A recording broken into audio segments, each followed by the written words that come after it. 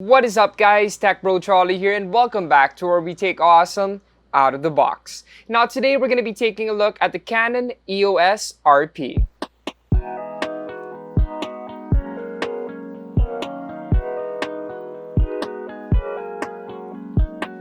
Full frame cameras sound a bit intimidating, especially if you feel like you're not pro enough to handle one.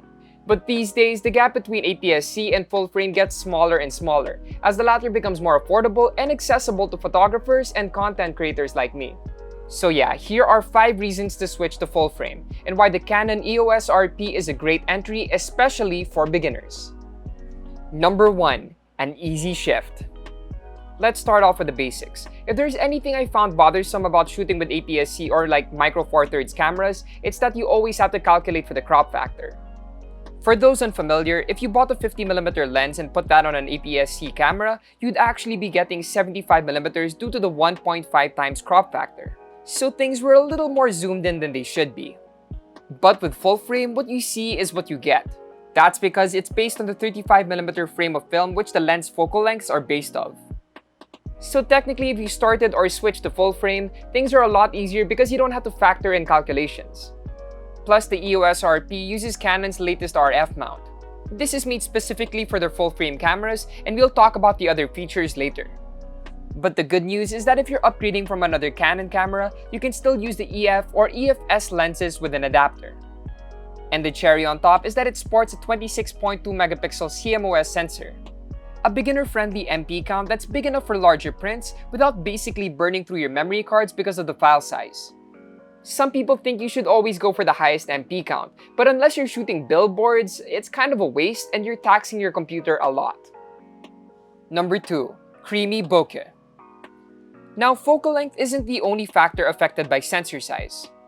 If you're one of the people who love the ever-popular blurred background or bokeh in your portraits, then you'll really want to go full frame.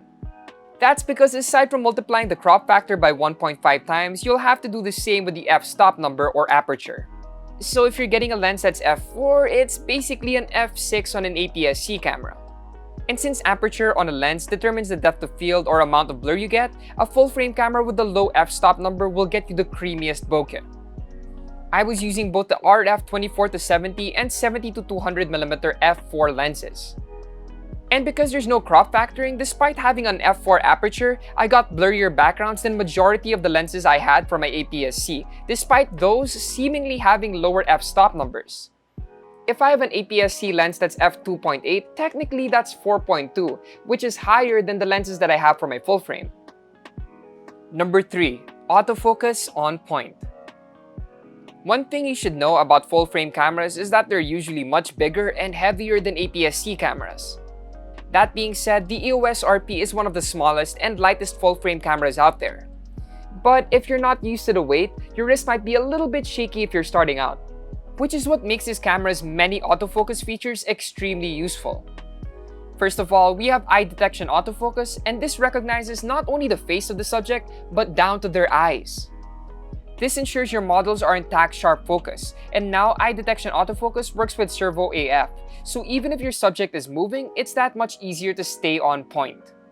Pair that with up to 0.05 second focusing time and you got a killer combo. And even if you're shooting in the dark, the EV-5 focusing limit can still detect subjects and lock on. But if you want to be more creative, you have 4,779 selectable focus positions, easily accessible thanks to the touchscreen. And last but not the least, we have focus bracketing, which takes multiple photos at once with different points of focus. And this way, when you're editing, you have lots of options to choose from. Number 4. Dual Sensing IS. Now back to what makes the Canon RF mount special. It has a 12-pin connection instead of the 8-pin connection found on the EF mount. This allows for faster data transfer, which results in the super fast autofocus I mentioned earlier. That's not all, but it's thanks to this that we have Dual Sensing IS. This uses the camera's Digic 8 processor to employ the data gathered by the sensor to discover shaky or blurred images. It communicates this data to a lens that supports image stabilization, resulting in steadier footage and of course, sharper photos. Just another feature that makes this camera easier to use even in the hands of a newer shooter or vlogger. And last, number 5, the price. A lot of people are afraid of trying on full frame because of the paywall associated with it. But Canon made it so much easier to start with full frame thanks to the price tag of just 69,998 pesos. That's pretty good, especially considering all the features we talked about. And that price actually trumps a lot of newer APS-C prices out there. And if you're a new shooter, this camera won't be muddled up with complicated features meant for professionals or veterans that you might not end up using anyway. On top of that, if you purchase one by October 31, 2021, you get a free RF 50mm f1.8 lens worth about 12,000 pesos.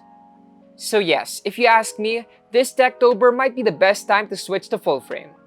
You guys can check out more tech reviews on Unbox.ph. Also, don't forget to like, comment, share, and subscribe. Yup, subscribe because when you hit 250k subs, we're giving away a smartphone. So, don't forget to use the hashtag #SubToUnbox. Hit the notification icon if you want to get updates when we drop videos. Once again, it's your tech bro Cholo, and I'll see you guys in the next one.